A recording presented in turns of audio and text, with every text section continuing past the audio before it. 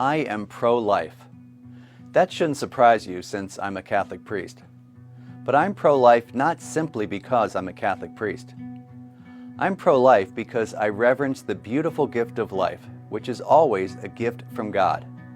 And, as the Church teaches, the preeminent life issue is for us to reverence the unborn child in the womb, which I do.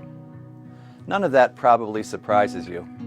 What might surprise you is that the Catholic Church teaches that being pro-life means more than reverencing the unborn child. Because while life begins at conception, it doesn't end there. As Pope Francis has said, our defense of the innocent unborn needs to be clear, firm, and passionate. Equally sacred, however, are the lives of the poor, those already born, the destitute, the abandoned. In other words, there are many other places where human life is seriously threatened. So let's look at 6 areas that are important for a pro-life stance and important when we consider voting and civic engagement. First, refugees and migrants.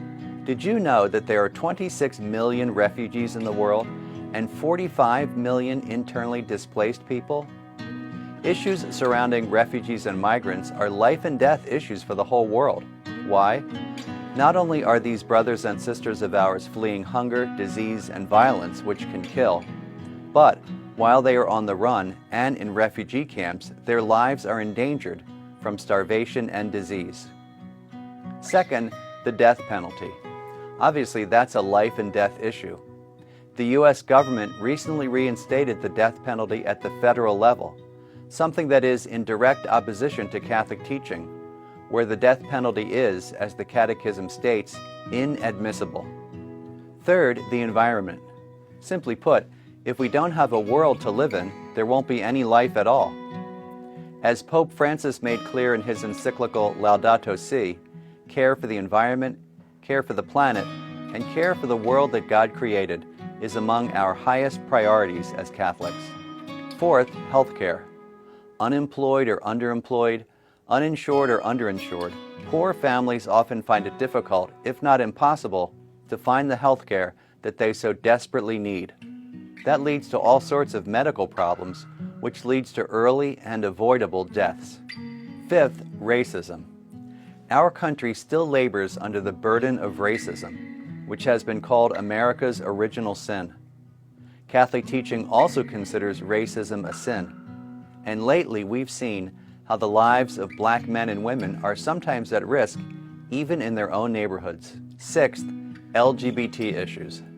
Did you know that lesbian, gay, and bisexual youth are 5 times as likely to attempt suicide as their straight counterparts?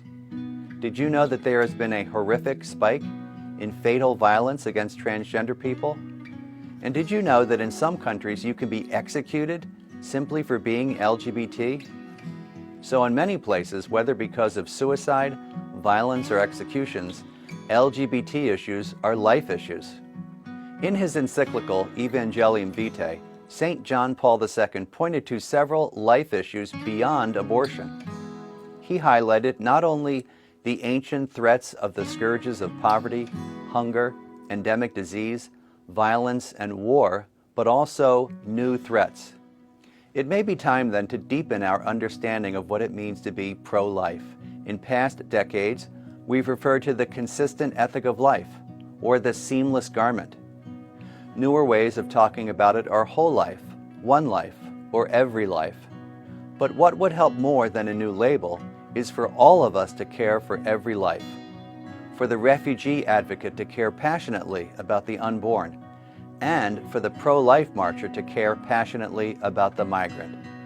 Pro-life means being pro all lives, not just some lives, because as our faith teaches, and as I believe, every life is sacred.